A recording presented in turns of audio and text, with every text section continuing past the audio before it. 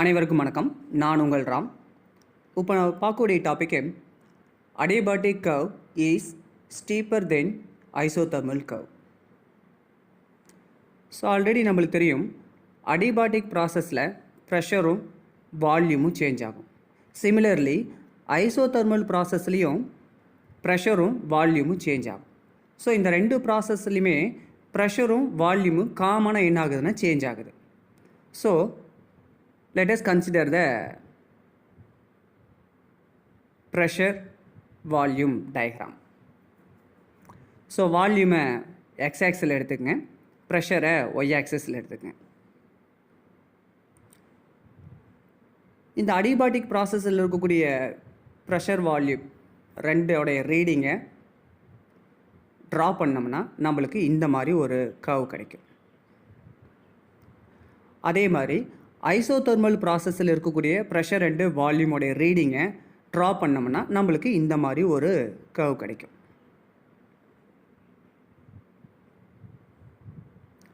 இந்த ரெண்டு கர்வையும் கம்பேர் பண்ணி பாருங்கள். இந்த அடியாபாடிக் கர்வ் இந்த பிவி டயக்ராமில் நியர்லி 90 டிகிரியில் இருக்குது. அதாவது பர்பண்டிகுலராக இருக்குது. இந்த பிவி டயக்ராமில் நியர்லி எப்படி இருக்குது, பர்பண்டிகுலர் டைரக்ஷனில் இருக்குது, 90 டிகிரியில் இருக்குது. அதனால தான் adiabatic curve is steeper than isothermal curve.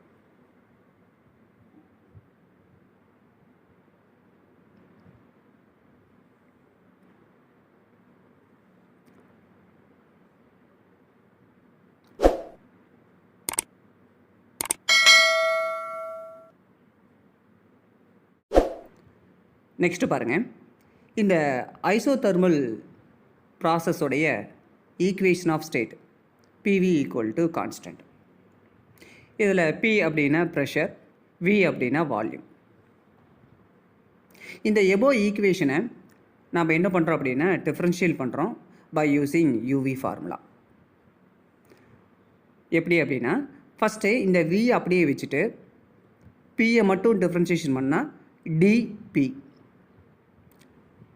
Next B அப்படியே வச்சுட்டு வியை மட்டும் டிஃப்ரென்ஷியேஷன் பண்ணுனா டிவி ஈக்குவல் டு 0. இதில் இந்த டேர்மை லெஃப்ட் சைட்லேருந்து ரைட் சைடு கொண்டு வந்தீங்கன்னா மைனஸ் பி இன்டூ டிவி அப்படின்னு கிடைக்கும். அப்போ final equation V into d P equal to minus P into TV.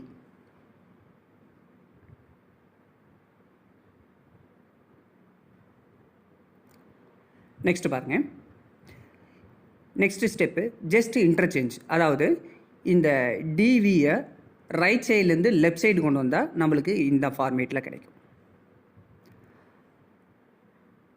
அதே மாதிரி இந்த லெஃப்ட் சைடில் இருக்கக்கூடிய வியை ரைட் சைடு கொண்டு வந்தோம்னா நம்மளுக்கு இந்த ஃபார்மேட்டில் கிடைக்கும், minus P into P by we.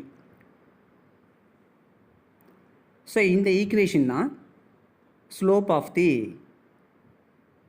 isothermal curve, that is minus P by V.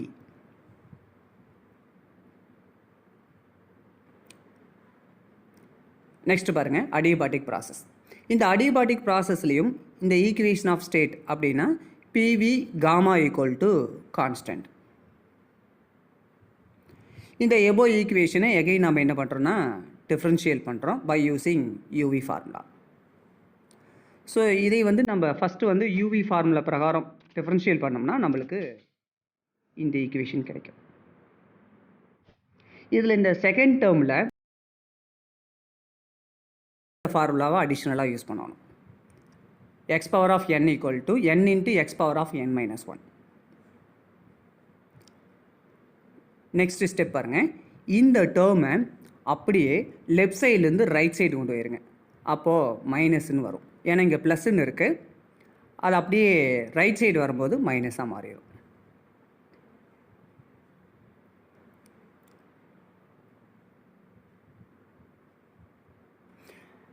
Next step பாருங்கள், ஆஸ் யூஷுவல் இது அப்படியே இங்கே எழுதிருங்க, ஈக்குவல்ட் அப்படியே போட்டுருங்க. இந்த மைனஸ் பி இன்ட்டு காமா அதை அப்படியே எழுதிருங்க. இந்த டிவி அப்படிங்கிறதையும் அப்படியே எழுதிடுங்க.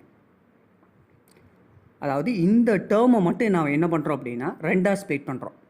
அதாவது V into gamma v power of gamma into v power of -1.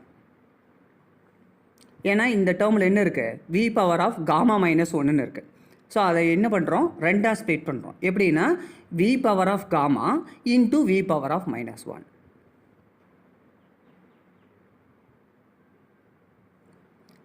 அடுத்த ஸ்டெப்பில் பாருங்கள், இந்த v power of gammaவும் இந்த v power of gammaவும் என்ன ஆயிருன்னா கேன்சல் ஆயிரும். அப்போ இந்த டிபி அப்படியே எழுதிருங்க. மைனஸ் பி இன்ட்டு காமா அதையும் அப்படியே எழுதிருங்க. டிவி அதையும் அப்படியே எழுதிருங்க. இந்த வி பவர் ஆஃப் -1 அப்படிங்கிற டேர்மை மட்டும் டிவைடில் கொண்டு போயிருங்க. அப்போ வி பவர் ஆஃப் +1 அப்படின்னு மாறிடும். நெக்ஸ்ட் ஸ்டெப் பாருங்கள்.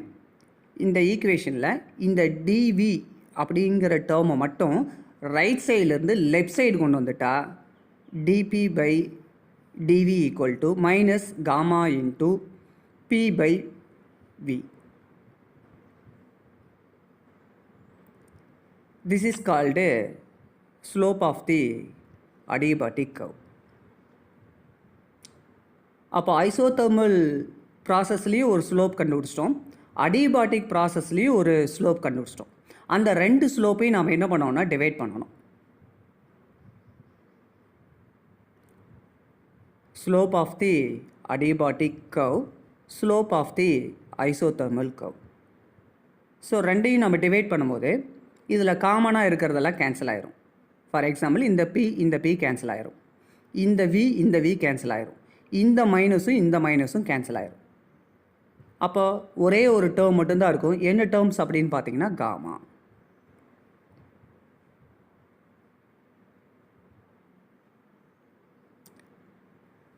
நெக்ஸ்ட் பாருங்கள், நம்மளுக்கு தெரியும் gamma is always greater than 1.